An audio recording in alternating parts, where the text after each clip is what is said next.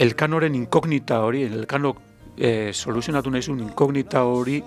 hau da, itxasoetan junetorrian bate eta beste ibiltzeko sekretu hori, azkenian Urdanetak soluzionatuko du. Baina soluzionatuko du ez Elkanoren jakintzetatik bakarrik abiatuta, hau da,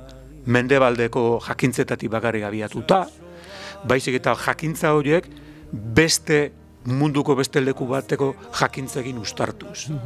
Eta hori da askotan, hemen Mendebaldeko gure mundu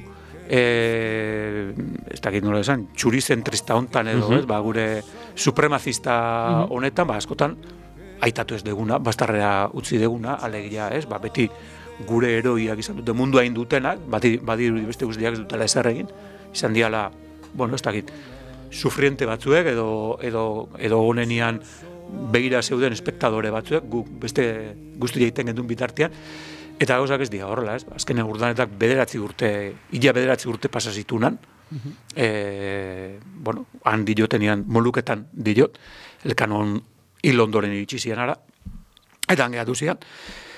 eta irakurtzen bali badituzu behak esaten ditunak, etengabeko harreman